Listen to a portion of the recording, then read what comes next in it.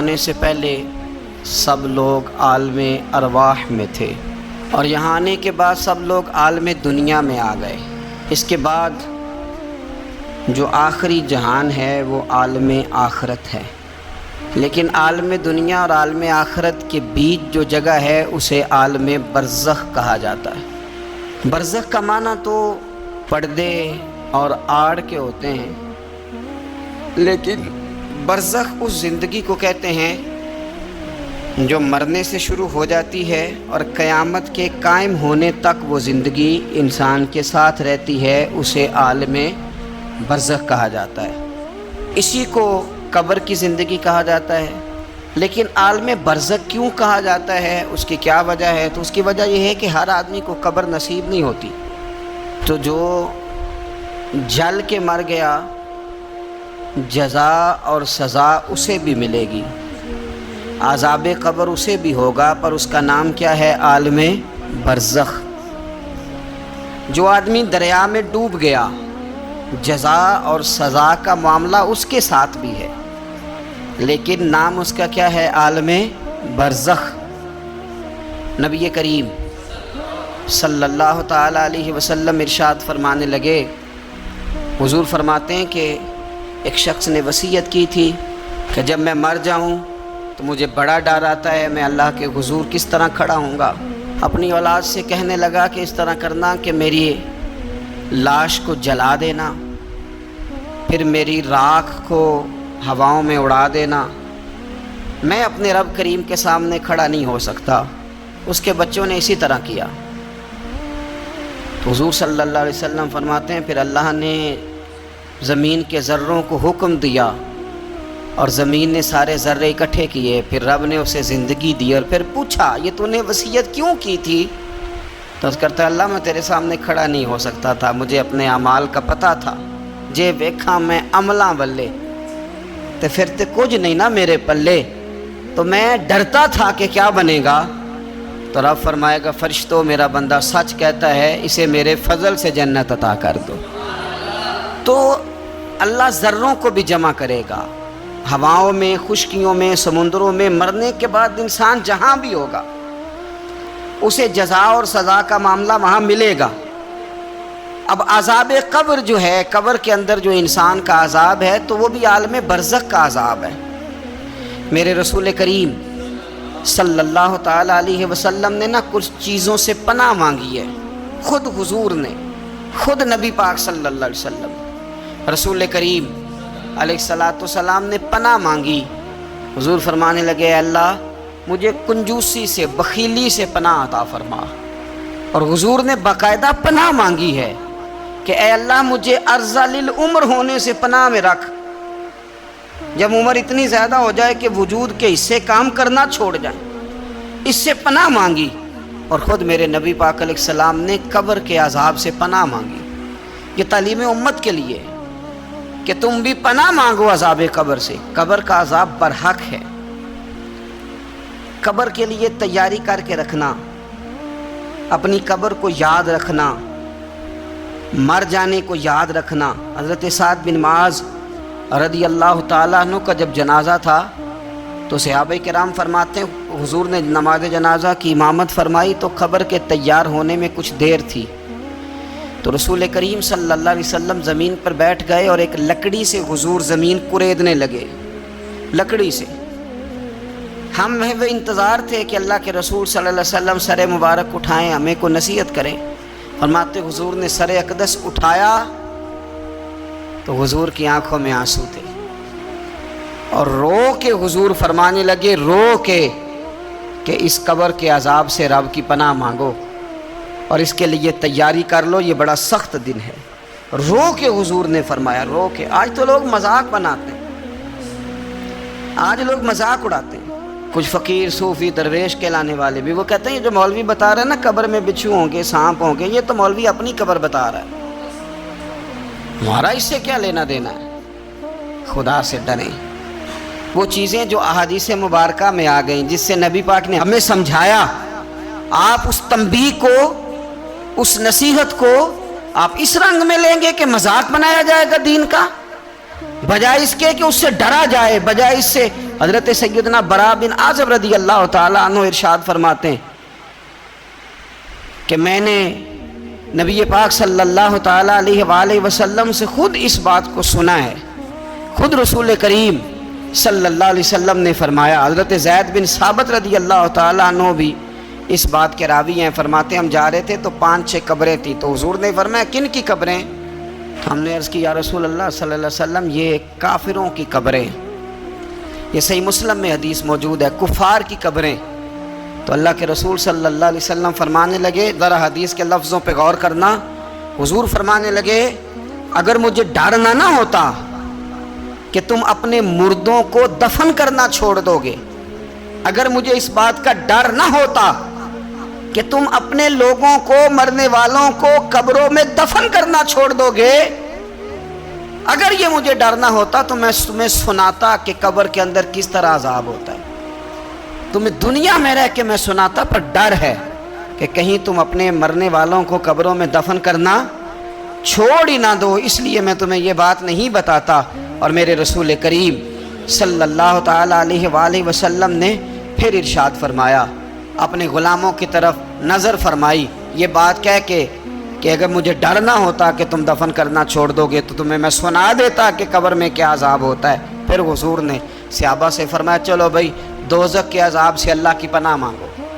تو سب کہنے لگے ہم دوزخ کے عذاب سے اللہ کی پناہ مانگتے ہیں. پھر نبی پاک صلی اللہ تعالیٰ علیہ وسلم نے ارشاد فرمایا تم سب کہو کہ ہم قبر کے عذاب سے اللہ کی پناہ مانگتے ہیں. تو صحابہ نے کہا ہم قبر کے عذاب سے اللہ کی پناہ مانگتے ہیں. پھر میرے رسول پاک علیہ الصلوۃ والسلام نے فرمایا تم کہو, سارے یہ کہو کہ ہم ظاہری اور باطنی فتنوں سے اللہ کی پناہ مانگتے ہیں. تو صحابہ نے کہا کہ ہم ظاہری اور باطنی فتنوں سے اللہ کی پناہ مانگتے ہیں. پھر میرے محبوب علیہ السلام نے فرمایا تم کہو کہ ہم دجال کے فتنے سے اللہ کی پناہ مانگتے ہیں. تو صحابہ کرام نے کہا کہ اے اللہ ہم دجال کے فتنے سے تیری پناہ مانگ, تیری پناہ میں آتے ہیں. نبی پاک علیہ السلام نے یہ الفاظ کہہ کے یہ بات بتلا کے ہمیں سمجھا دیا, ہمیں قائل فرمایا محبوب نے. یاد رکھنا, اس بات کو اچھی طرح سمجھ لینا کہ اگر مجھے ڈر نہ ہوتا کہ تم اپنے مردوں کو دفن کرنا چھوڑ دو گے تو تمہیں بتلا دیتا کہ قبر میں کتنا سخت عذاب ہوتا ہے. اپنے معاملات پر غور کریں. ہمارا وہ کسی شاعر نے کہا تھا کہ مرنے کے بعد مجھ کو 2 گز زمین جو ملی تو دیکھو بعد مرنے کے ہی ہم جاگیردار ہو گئے. تو اصل تو جاگیر وہی ہے اور طے ہے. جتنا مرضی اے سی لگا کے کمرہ ٹھنڈا کر لیں, ٹائل پتھر لگا کے اس کو آپ صاف ستھرا کر لیں, اور آپ اٹھنے کی بھی تکلیف نہ کریں, ریموٹ کنٹرول کے ساتھ ہر چیز اپنے کمرے کی آپ کنٹرول کر لیں, پورا ہوادار کر لیں, لیکن آپ بچیں گے تب نہ جب قبر جنت کے باغوں میں سے باغ بنے گی. اگر وہ جنت کے باغوں میں سے باغ نہیں بنتی تو پھر فائدہ نہیں ہے. میرے رسول کریم صلی اللہ تعالیٰ علیہ وآلہ وسلم کے پیارے صحابی حضرت عثمان غنی رضی اللہ تعالیٰ عنہ فرماتے ہیں, یہ سنن ابو داؤد شریف کی حدیث ہے کہ حضور نے فرمایا جب میت کو دفن کر کے فارغ ہو جاؤ تو اس کی قبر پر کھڑے رہو. خود حضور بھی قبر پر کھڑے رہتے دفن کرنے کے بعد, اور فرماتے اس کے ثابت قدم رہنے کی دعا کرو, اس لیے کہ اب اس سے سوال و جواب ہوں گے, اب فرشتے اس کی قبر میں آئیں گے, اب اس سے پوچھیں گے, اب اس کے ساتھ وہ امتحان ہوگا, تو اس کے لیے دعا کرو, قبر پہ کھڑے ہو کے دعا مانگو.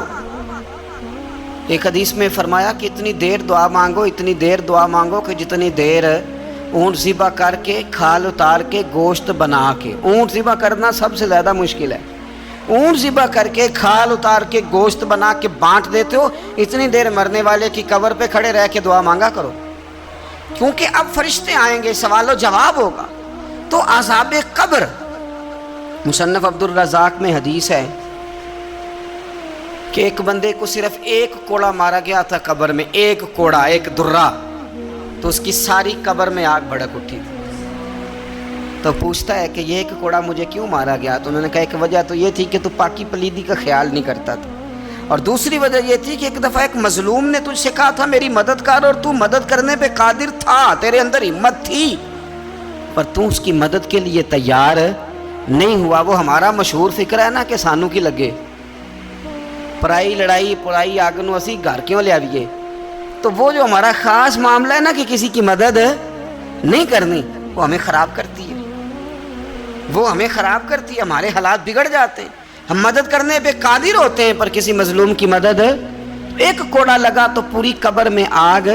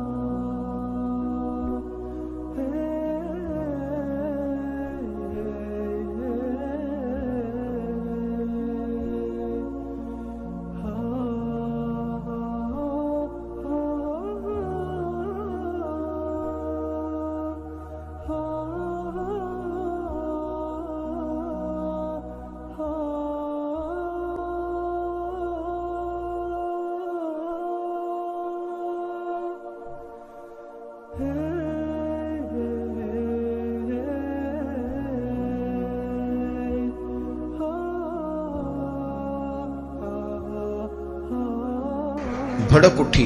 عذاب قبر سے اللہ کی پناہ مانگی جائے, ڈرا جائے اور آخرت کے لیے, قبر کے لیے تیار. قرآن مجید نے کہا وَإِذَا الْقُبُورُ بُعْثِرَتْ, جب قبریں کریدی جائیں گی نا تو عَلِمَتْ نَفْسٌ مَا قَدَّمَتْ وَأَخَّرَتْ, پھر ہر جان لے گی کہ اس نے آگے کیا بھیجا اور پیچھے کیا چھوڑا. میرے عزیز, اپنی قبر کے لیے, اپنی آخرت کے لیے فکر کریں, تیاری کریں. مولا رومی ایک بڑی خوبصورت مثال دیتے ہیں اور بڑے شاندار انداز میں بات سمجھاتے ہیں. وہ کہتے ہیں مصر کے اندر نا ایک رواج تھا کہ وہ سال کے آخر میں, سمجھ لیں ذی الحج کے آخری دن, یا جس طرح آج کل لوگ جنوری فروری سے کام چلاتے ہیں, تو وہ دسمبر کی آخری تاریخ کو نا پچھلے بادشاہ کو معطل کر دیتے تھے, اور یکم تاریخ کو وہ جا کے دریا کے کنارے کھڑے ہوتے تھے تو کشتی آتی تھی, جو پہلا آدمی اترتا تھا اسے بادشاہ بنا لیتے تھے. پورا سال اس کی بات مانتے, اور سال کے آخر میں جا کے پھر اس کو جنگل میں, جہاں جنگل میں درندے تھے, جھاڑیاں تھیں, خوفناک جگہ تھی, وہاں جا کے چھوڑ آتے تھے. درندے اسے پھاڑ ڈالتے. تو ایک سال ایک دانشمند آدمی اترا, وہ تو اس کو انہوں نے کہا کہ بھئی تو ہمارا بادشاہ ہے. انہوں نے کہا یہ کیا بات ہوئی, تو بادشاہ ہوں تو کیا مطلب. انہوں نے کہا جی ہمارا اصول ہے, پورا سال تیری بات مانیں گے, سال کے بعد جنگل میں چھوڑ آئیں گے. کہنے لگا سال تو بات مانو گے نا. نے کہا ہاں. کہنے لگا اچھا پھر سب سے پہلے مجھے وہ جنگل دکھاؤ جس میں تم نے آخر میں چھوڑ کے آنا ہے. پہلے مکان کے پہلے سوسائٹی میں گھر کے پہلے قبرستان کی طرف حاضری. قرآن پاک کی جو ترتیب ہے نا موت و حیات کی, پتہ کس طرح, الذی خلق الموت والحیات, وہ رب جس نے موت اور زندگی پیدا کی. قرآن زندگی کا ذکر بعد میں کرتا ہے, موت کا ذکر ہے. تو ملا رومی کہتے ہیں وہ آدمی کہنے لگا پہلے دکھاؤ نا کہاں سال کے بعد لے کے جاؤ گے. تو انہوں نے جا کے وہ جگہ دکھائی, اس جنگل میں سال کے بعد ہم نے آپ کو لے کے آ کے چھوڑنا ہے. تو کہنے لگا ختم ہو گئی بات, اسی جنگل میں چھوڑو گے نا, کوئی اور تو نہیں. کہا جی اسی میں چھوڑیں گے. کہنے لگا بالکل ٹھیک ہے. پہلا حکم تخت پہ بیٹھ کے اس نے یہ کیا کہ جنگل کے اندر جتنی خاردار جھاڑیاں ساری کاٹ دو. اس جنگل میں جہاں آخر میں جانا ہے وہ ساری جھاڑیاں کاٹ دیں. پھر کہنے لگا جتنے درندے ہیں نا جہاں وہ سارے مار دو. درندے مار دیے. کہنے لگا اب ہل چلاؤ, کیاریاں بناؤ, پھول لگاؤ, گلاب لگاؤ, چنبیلی لگاؤ, کرو اس کے اندر خوشبوئیں. وہ سارا سال وہ باغ کی تیاری کرتا رہا. سال کے بعد انہوں نے چارپائی پہ باندھا. جب اس باغ میں لے کے جا رہے تھے تو پرانے بادشاہ کہتے تھے نہیں میں نے نہیں جانا, چھوڑ دو, اتار دو, معاف کر دو.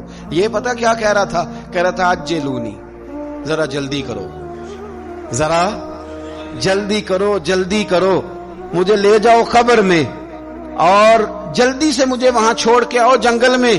کیوں بھلا؟ اس لیے کس نے فارغ بیٹھ کے موج نہیں کی, اس نے اپنی آخری جگہ کے پھل پودوں کی تیاری کی. او میرے بھائی, ہمارے پاس پیسہ آتا ہے تو گاڑی نہیں آتی ہے. اگر تھوڑا پیسہ زیادہ بڑھ گیا تو چلو وہاں بھی پلاٹ لے لو, کوئی بندہ بھی اپنی آخرت کے لیے، قبر حشر کے لیے سوچنے کو تیار؟ جتنے مکان آپ نے بنانے ہیں نا، بچوں نے بعد میں لڑنا ہے، انہوں نے کہنا کارنے والا ابا مجھے کہہ گیا تھا کارنر والا تیرا ہے، نے کہا تھا مجھے ابا جی، مجھے کہہ گئے تھے کہ تم پہلے بڑا ہو گیا تھا، تو کمائی کرنے لگ گیا تھا، لہذا یہ سارا تیرا ہی ہے۔ وہ سب کو کوئی نہ کوئی بات ابا کان میں کہہ ہی جاتا ہے، سب نے اپنے حصے کی کوئی نہ کوئی بات یاد کی ہوتی۔ ابا نے کہاں جانا ہے؟ جہاں حالت بڑی خراب ہے، جہاں حالات بڑے پیچیدہ ہیں، مہربانی فرمائیں وہ جو تیاری ہے نا آخرت کی، یہاں رہ کے قبر کی تیاری کریں، یہاں رہ کے وہاں کے کیڑے مکوڑے ماریں، پھر وہاں جانے میں کوئی پریشانی نہیں ہوگی۔ پھر تو بندہ بھاگ کے جائے گا، بندہ بھاگ کے جائے گا۔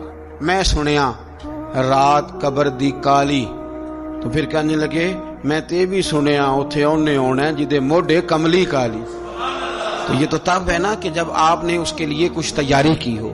میرے رسول کریم علیہ السلام نے مومن کی قبر کا حال بھی بتایا۔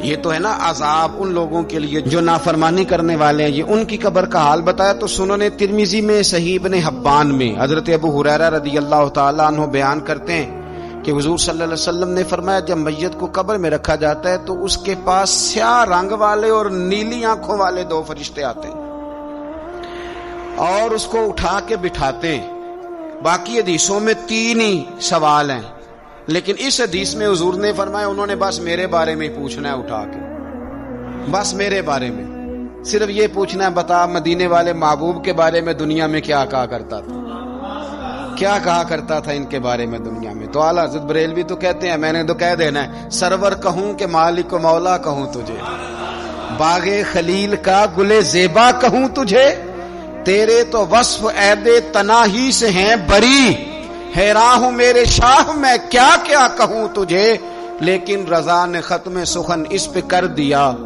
خالق کا بندہ خلق کا آقا کہوں تجھے۔ اور پیر میر علی شاہ صاحب کہتے ہیں میں نے وہاں یہ کہنا ہے کہ مکھ چند بدر شاہ شانی ہے تے متھ چمک دی لاٹ نورانی ہے، کالی زلف تے اکھ مستانی ہے، مخمور اکھی ہیں مد بھریاں، سبحان اللہ، ماں اجمالا کا ماں اکمالا کا ماں اکسانا کا، تے کتھے مہر علی کتھے تیری سنا، مشتاق اکھیں کتھے جاڑی۔ تو نبی پاک علیہ السلام فرماتے ہیں میرے بارے میں پوچھیں گے، میرے بارے میں۔ ویسے بھی ایک سوال لازمی ہوتا ہے نا، یہ والا سوال لازمی ہے، من ربو کا پوچھ کے نا تو جنت جہنم کا فیصلہ نہیں، ماں دینوں کا پوچھ کے جنت جہنم کا فیصلہ۔ ہاں بات اگر ختم ہونی ہے تو مدینے والے کے سوال پہ ختم ہونی، اس لیے کھل کے نعتیں پڑھا کرو، راج کے درود پڑھا کرو، یہ بات یاد رکھیں، یہ فیصلہ حضور کی ذات پہ ختم ہونا ہے۔ میرے نا وہ شکایتیں کرتے ہیں نا لوگ آ کے، تو ایک بچی کو ہمارے ہاں داخل کرانے کے لیے ایک صاحب لے کے آئے، تو کہنے لگے بڑا عرصہ اسے فلانے مدرسے میں داخل کرایا، سوائے نعتوں کے کچھ بھی نہیں سیکھا اس نے۔ تو میں انہوں آکھیا چاچا جی جڑی اصل کام سی وہ تو سیکھ گئی نا تہاڈی بچی، قرآن و سنت بھی حضور کی نعت ہی ہے، لیکن آپ کو پتہ ہے کہ بات ختم مدینے والے کی نعت پہ ہی ہوتی ہے، حضور کا پیار اصل ہے۔ تو حضور فرماتے ہیں میرے بارے میں پوچھا جائے گا، وہ کہے گا کہ ان کے بارے میں کیا پوچھتے ہو، اشہد ان لا الہ الا اللہ واشہد ان محمدن عبدہ ورسولہ۔ تو فرماتے ہیں پھر اسے نا ایک طرف کھڑکی کھولی جائے گی تو جہنم کا دروازہ دکھایا جائے گا اور اسے کہا جائے گا اگر تو سوالوں کے صحیح جواب نہ دیتا تو دوزخ میں جاتا، لیکن اب تو نے صحیح جواب دیے ہیں۔ تو حضور فرماتے ہیں اس کی قبر 70 گز چوڑی اور 70 گز لمبی کر دی جائے گی۔ کتنی جی؟ مسجد میں اسی والے حال میں جگہ مل جائے تو بندہ بڑا سکھی رہتا ہے، اور صبح جائے بینک اور پہلی لائن میں موقع مل جائے تو بندہ بڑا سکھی رہتا ہے کہ میرا جاتے ہی کام ہو گیا۔ او خدا کے بندے، قبر بندے کی قبر، مکان اچھی سوسائٹی میں اچھا خستہ اور سستا مل جائے تو بندہ کہتا ہے کہ سودا بڑا واردہ لب گیا، بھائی بڑا کمال ہو گیا، مزہ نہیں آ گیا۔ قبر 70 گز لمبی اور 70 گز چوڑی، اور یہ ترمذی شریف پڑھ رہا ہوں، بڑی مزیدار حدیث۔ نبی پاک صلی اللہ علیہ وسلم فرمانے لگے پھر اس کی قبر کو نور سے بھر دیا جائے گا۔ حضور کو پہچان گیا نا، قبر نور سے بھر دی گئی اور جب 70 گز لمبی کر دی گئی تو بڑے پیارے لفظ ہیں حدیث کے. حضور فرماتے ہیں وہ بندہ پھر فرشتوں سے ایک بات کہے گا, عربی میں بھی ہے, اردو میں بھی ہے, وہ میرا دل کرتا ہے پنجابی میں بتاؤں. وہ نا فرشتوں سے وہ بندہ کہتا ہے جب قبر ہو گئی نا 70 گز لمبی 70 گز چوڑی اور نور سے بھر گئی, قربان جائیں, حضور فرماتے ہیں وہ مردہ وہ جو قبر میں پہنچا ہے, جب اس کی قبر کو یہ شان ملتی ہے تو فرشتوں سے پتہ کیا کہتا ہے, کہتا ہے میں گھر نہ دسا وہاں جا کے, یہ ذرا گھر نہ بتاؤں دوڑ کے, یہ ذرا میں اپنے گھر بتاؤں بھاگ کے کہ اللہ نے بڑی خیر کر دی. اپنی اماں نو دسا وہاں, اپنی اماں نو میں بچوں کو بتا کے آؤں کہ موج بن گئی ہے, میں بتاؤں اپنی بیوی کو, بتاؤں اپنے بہن بھائیوں کو, میں کار نہ دسا وہاں. قربان جائیں میرے رسول کریم علیہ السلام فرماتے ہیں فرشتے اس سے کہتے ہیں نہیں تو کسی کو نہ بتا, نم کا نومت العروس, تو اس طرح سو جا جس طرح پہلی رات کی دلہن سویا کرتی. وہ بڑے چاؤں میں سوتی ہے, وہ بڑے پریم میں سوتی ہے, نئی زندگی کا آغاز ہوتا ہے تو سوتی ہے. اور فرشتے کہتے ہیں اب تجھے وہی آ کے جگائے گا جو تیرے اہل میں تجھے سب سے زیادہ محبوب ہوگا, جو تجھے سب سے زیادہ محبوب ہوگا. میرا تو ایمان ہے کہ ہمیں تو قبر سے آ کے جگائیں گے بھی مدینے والے رسول, کہیں گے آؤ غلاموں چلیں, آؤ غلاموں. اور وہ کشمیر کے رومی وقت نے میاں صاحب نے کہا تھا بعد مرن دے قبر میری تے میرے اپیرا جے کر پامے پھیرا. آپ حسن دیکھیں کلام کا اور انداز دیکھیں, بعد مرن دے قبر میری تے میرے اپیرا جے کر پامے پھیرا, تے قبر دے وچوں ہڈیاں اٹھ کے مجرا کر سن تیرا. ایک دفعہ آ تو صحیح, میں لوگوں کو وجد کر کے دکھاؤں گا کہ دیکھو نا وہ آ جائے, وہ آئے ہیں میرے مزار پہ, آج دیکھو ذرا رنگ تو دیکھو کس طرح نرالا اور انوکھا ہو گیا. وہ خود آئے ہیں. مومن کی قبر جنت کا باغ بنے گی, اسے نوازا جائے گا, اسے دیا جائے گا, اسے عطا کیا جائے گا, اسے کہا جائے گا تو سو جا, تو نیند پوری کر, نیند پوری کر. میرے عزیز کچھ لوگ ایسے ہیں جن سے عذاب قبر ہوگا ہی نہیں. میرے رسول کریم صلی اللہ تعالی علیہ وسلم نے ارشاد فرمایا کہ جو اللہ کے رستے میں شہید ہو گیا, یہ سنن نسائی میں موجود ہے, اسے عذاب قبر نہیں ہوگا, بلکہ ایک حدیث میں تو فرمایا حساب کتاب بھی نہیں ہوگا, اللہ بغیر سوال جواب کے جنت عطا فرما دے. کچھ لوگوں کو نا لوگوں کی بخشش پہ بھی مسئلہ ہی بنتا ہے کہ کوئی بخشا نہ جائے. اور ایک صاحب کہہ رہے تھے جی یہ کیا معاملہ ہے کہ جمعے کو بندہ مر گیا یا فلانا ہو گیا تو اس سے حساب کتاب نہیں ہوگا, اتنے اتنے بڑے جرم لوگوں نے کی, اتنے اتنے پاپ, اور جمعے کو مر گیا تو بخشا جائے گا. تو میں نے کہا جرموں کا بھی اسے حساب اللہ لے لے گا, لیکن میاں حساب کتاب کی ڈیوٹی نہ اللہ کی ہے تو بہتر یہ ہے کہ اسی کے ہاتھ میں رہے, تو نہ اپنے ہاتھ میں لینے کی کوشش کر. سنن ترمذی کی حدیث. ہمیں پتہ نہیں کیا مصیبت ہے, ہمیں پتہ نہیں کیا مسئلہ ہے. ایک جنازے سے میں نکلا, آپ یقین کریں کبھی کبھی کلیجہ پھٹ جاتا ہے. میں ایک جنازے سے نکلا تو میرے ساتھ ایک بندہ جنازہ پڑھ کے نکلا, تو کہنے لگا جی پیر صاحب دیکھیں آج کتنی دنیا آئی ہے, حالانکہ یہ بندہ اس طرح کا تھا, اس طرح کا تھا, اس طرح کا تھا. میں نے اسے کہا, میں نے کہا یار تجھے تو فکر ہی لگ گئی ہے کہیں جنت میں چلا ہی نہ جائے, شرم آنی چاہیے ہمیں. اللہ فرماتے ہیں جنت اتنی چوڑی ہے جتنے زمین و آسمان, اس کی چوڑائی زمین اور آسمان کے برابر ہے, تو ہم تو اپنے علاوہ کسی کو جانے نہیں دینا چاہتے جنت میں.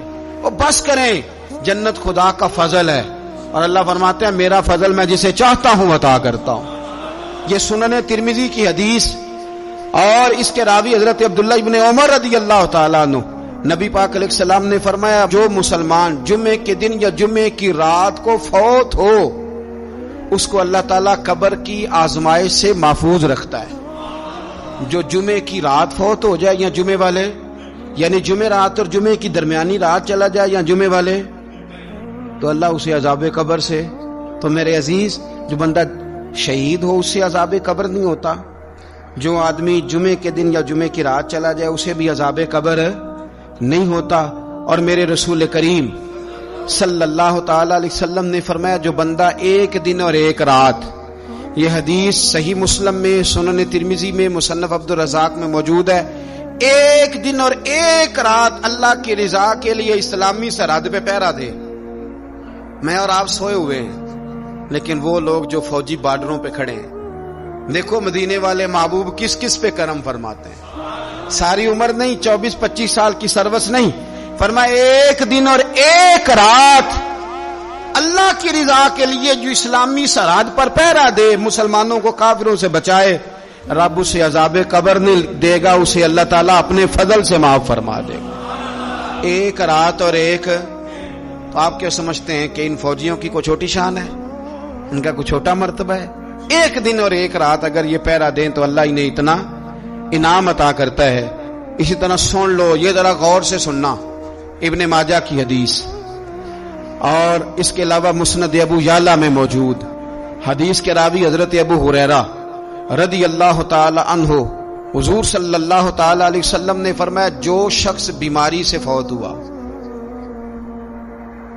جو شخص، قربان جاؤں میرے محبوب نے بیماری کا نام ہی نہیں لیا، فرمایا کوئی بھی بیماری ہو، فرمایا جو آدمی بیماری سے فوت ہوا اللہ اسے شہادت کی موت عطا فرمائے گا، اور وہ عذاب قبر سے اور قبر کے امتحان سے بھی محفوظ رہے گا. اور حضور فرماتے ہیں اس کو صبح اور شام جنت کے باغوں میں سے رزق دیا جائے گا. جو کسی بھی بیماری سے مرا، لوگ کہتے ہیں دیکھو جی بڑا تانگ ہو کے دنیا سے گیا ہے، تو اس بندے کو بھی عذاب قبر نہیں ہوتا. اسی طرح جو بندہ سورہ ملک پڑھتا ہے، سنن ترمذی میں حضرت ابن عباس سے روایت ہے کہ حضور صلی اللہ علیہ وسلم کے ایک صحابی نے ایک جگہ خیمہ لگایا تو وہاں سورہ ملک پڑھنے کی آواز آتی تھی، کوئی بندہ پڑھنے والا نظر نہیں آتا تھا. جب حضور کی بارگاہ میں عرض کیا تو فرمایا وہاں قبر تھی اور قبر کے اندر بیٹھ کے میرا صحابی سورہ ملک کی تلاوت کر رہا. اگر ہمیں خسرہ نمبر یاد ہو جاتا ہے نا اپنی جگہ کا، اور ہمیں پتہ ہوتا ہے کہ میرے والا حصہ کتنے کروڑ کا ہے، اگر ساری کہانیاں ہمیں یاد ہوتی ہیں تو سورہ ملک بھی ہمیں یاد ہو سکتی ہے. موبائل پہ اس کو ریکارڈ کر لیں، پھر اس کو سنیں کبھی بھی سورہ ملک میں. اور ہمارے سلسلہ عالیہ میں تو سورہ ملک وظیفہ ہے. ہمارے الوظیفۃ الکریمہ میں اعلیٰ حضرت نے لکھا ہے کہ رات کو سورہ ملک اور سورہ یاسین کے بغیر سونا نہیں. سورہ ملک اتنی شاندار صورت ہے کہ نبی پاک صلی اللہ علیہ وسلم نے فرمایا یہ قیامت کے دن اللہ کی بارگاہ میں ناز سے جھگڑا کرے گی اور کہے گی اے اللہ یا تو میرے پڑھنے والے کو جنت عطا فرما یا مجھے قرآن پاک سے علیحدہ کر دے. تو رب کریم پھر اپنے فضل سے پڑھنے والے کو جنت عطا کرے گا. اللہ کریم ہمیں سمجھنے کی توفیق عطا کرے. آخر دعوانا الحمدللہ.